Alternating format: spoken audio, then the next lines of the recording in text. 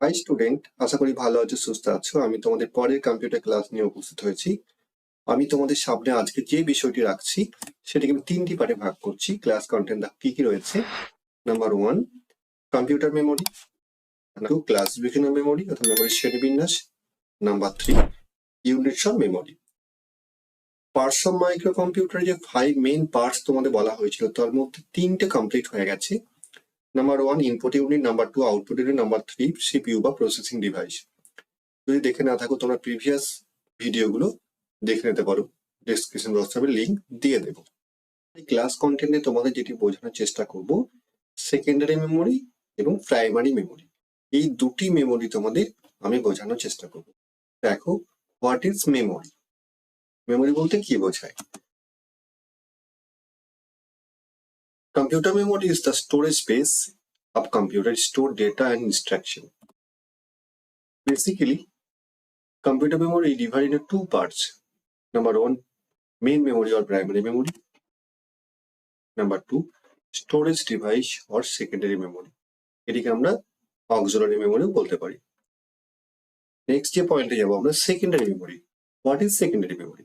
Secondary memory বলতে কি বোঝায়? দেখো, after processing and without processing we can permanently store data or information by using this memory. এই memory ব্যবহার করে আমরা তথ্যকে পার্মানেন্টলি স্টোর করতে পারি, সেটা ডেটা প্রসেস করে রাখতে পারি বা না করেও রাখতে পারি। বেসিক্যালি বিভিন্ন টাইপসের স্টোরেজ ডিভাইস আমরা দেখতে পাই। প্রথমত হচ্ছে হার্ড ড্রাইভ বা হার্ড ডিস্ক।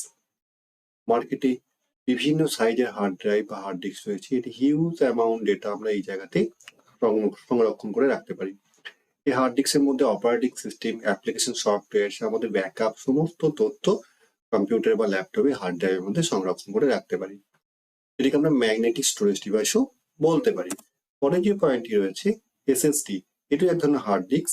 এটি কিন্তু বেশ ফাস্ট, অর্থাৎ এটি নর্মাল হার্ড ডিস্কের থেকে খুব দ্রুত কাজ করে।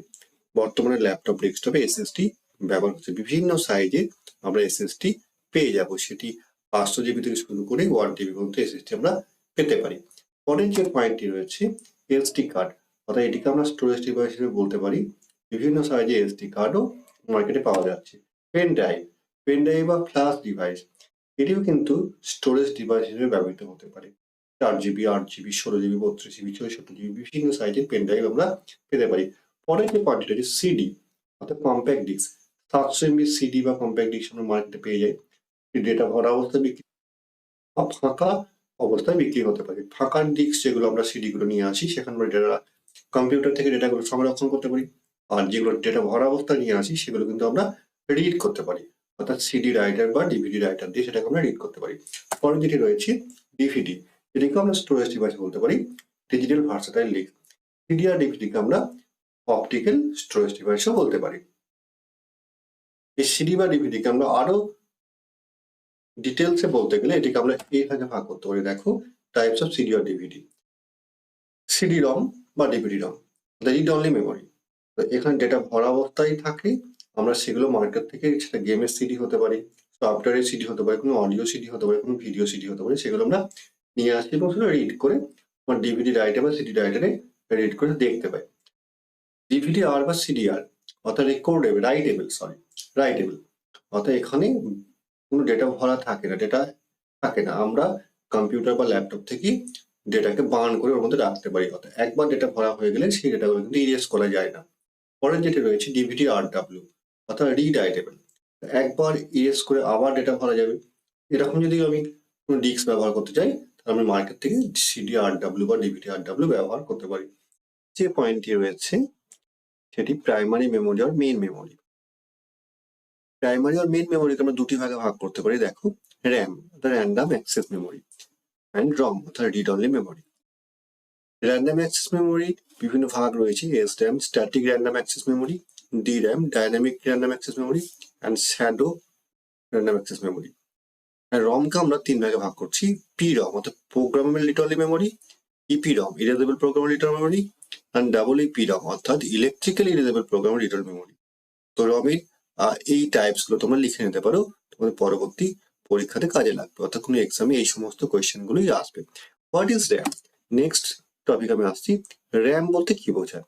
তো দেখো, RAM is the primary or main memory in computer system.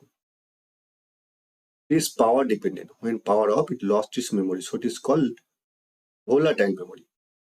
অর্থাৎ এটি পাওয়ারের উপর ডিপেন্ড করে এবং এটাকে প্রাইমারি মেমোরি বলতে পারি। যতক্ষণ পাওয়ার থাকে ততক্ষণ র্যামের ডেটাগুলো থাকে, যখন পাওয়ার অফ হয়ে যায় র্যামের ডেটাগুলো ইরেজ হয়ে যায়। It does not store data or instruction permanently. When you switch on the computer, the data and instruction from the hard disks are stored in RAM. অর্থাৎ যখন তুমি মেশিন অন করো তখন ডেটাগুলো হার্ড ড্রাইভ থেকে র্যামের মধ্যে চলে আসে, তার ফলে আমরা কাজ করতে পারি। হোয়াট ইজ রম? রমটা কি? ROM stand for read-only memory. It is power independent. When power off, it can't lose its memory, so it is called non-volatile memory. It does not lose its data or program that are written on it at time of manufacture. এখানে আমি একটা question তোমাদের করতে চাইছি, তোমরা positively answer দেওয়ার চেষ্টা করবে। ডিফারেন্স বিটুইন র্যাম অ্যান্ড রম তোমরা কমেন্ট বক্সে এই অ্যান্সারটি তোমরা সবাই দেওয়ার চেষ্টা করবে। পরে আমি যে পয়েন্টে যাচ্ছি, ইউনিটস অফ মেমোরি। মেমোরি একক কি? Bit is the smallest unit of memory. What is bit? Bit is the binary digit which is an electronic signal to a computer, while 0 for off and 1 for on. অর্থাৎ bit হচ্ছে কম্পিউটারের সব থেকে ছোট একক। এই বিট ছাড়াও বিভিন্ন আরো অন্যান্য যে ইউনিটস গুলো রয়েছে সেগুলো একটু দেখে নাও। 4 bits equal to 1 nibble, 8 bits equal to 1 byte equal to 1 character, অর্থাৎ 8টা বিট নিয়ে একটা ক্যারেক্টার তৈরি হয়। বিট ইকুয়াল টু 0 আর 1 এটা বাইনারি সংখ্যা বলছে। 4 বিটস নিয়ে আমরা একটা নিবেল পাচ্ছি, 8 বিটস নিয়ে একটা বাইট পাচ্ছি, একটা ক্যারেক্টার। তো এ যদি আমি এন্ট্রি করি বা বি যদি এন্ট্রি করি, এরকম ধরনের 8টা ডিজিট তৈরি হয়। এটা বাইনারি সংখ্যা 0 1 যেটা অন্য কিছু থাকে না। 8টা বিটকে নিয়ে একটা বাইট একটা character. Next, 1024 byte equal to 1 kilobyte, 1024 KB equal to 1 megabyte, 1024 MB equal to 1 gigabyte. এই 1024 GB equal to 1 terabyte আমরা এই টিবি পর্যন্ত সম্ভবত আমরা জেনে থাকি। এছাড়াও যেগুলো রয়েছে জেনে রাখো, 1024 TB equal to 1 petabyte, 1024 PB equal to 1 exabyte, 1024 EB equal to 1 zettabyte, 1024 GB equal to ZB equal to 1 ottabyte, 1024 YB equal to 1 bentobyte, 1024 BB equal to 1 জিওবাইট। অর্থাৎ মেমোরির হাইয়েস্ট যে ইউনিট দেখতে পাচ্ছ এখানে জিওবাইট। তো তোমাদের অ্যাজ পার এমসিকিউ টাইপ যে question গুলো থাকবে এই সিকোয়েন্সটা তোমরা দেখে রাখবে। আমরা যদি কম্পিউটারে কোনো জায়গাতে টাইপ করি কোন একটা ফাইলের মধ্যে, তাহলে সেই ফাইলে যদি সেভ করা হয় তাহলে সেই ফাইলের সাইজ ইকুয়াল টু 1 বাইট। দেখো আমি তোমাদের একটা দেখাচ্ছি এখানে। আমি একটা ফাইল তৈরি করছি, সেই ফাইলটা তৈরি করার পর দেখো ফাইলের সাইজটা কি দাঁড়াচ্ছে। আমি এখানে রাইট ক্লিক করলাম, গেলাম একটা টেক্সট ডকুমেন্ট ফাইল তৈরি করছি। দেখো আমি তোমাদের এক্সাম্পল দেখিয়ে দিচ্ছি। এখানে এই ফাইলটার নাম দিলাম 1 2 3 4। এই ফাইলে ব্ল্যাঙ্ক ফাইল, এটা আমি ওপেন করলাম, এখানে আমি লিখলাম, দেন এটাকে আমি সেভ করে দিলাম। এই ফাইলের সাইজটা কি হবে দেখো, এই ফাইলটার উপর রাইট ক্লিক করে দেবে, দেন প্রপার্টিসে ক্লিক করে দেবে। ফাইলের সাইজ ইকুয়াল টু 1 বাইট, অর্থাৎ a ইকুয়াল টু 1 বাইট। কিন্তু তুমি যদি এখানে আরেকটা লেটার টাইপ করে দাও, বি টাইপ করে দাও, তাহলে ab, অর্থাৎ 8 বিট 16 বিট হয়ে যাচ্ছে। এবং সাইজটা কি হবে, সরি দেখো এখানে বিটা লিখে সেভ করলাম না, বি লিখে সেভ করলাম, 2 বাইটস কিন্তু সাইজ হবে। দেখো মাউসটা নিয়ে গেলে দেখো টিপটা 2 বাইটস দেখতে পাচ্ছ সাইজ। বা রাইট ক্লিক করে প্রপার্টিসে ক্লিক করলে তোমরা দেখতে পাবে যে সাইজটা কত রয়েছে, 2 বাইটস হয়ে গেছে। তো এইভাবে আমরা যখন কম্পিউটারে ফাইল তৈরি করবো ফাইলের সাইজটা এইভাবে মেনশন হয়।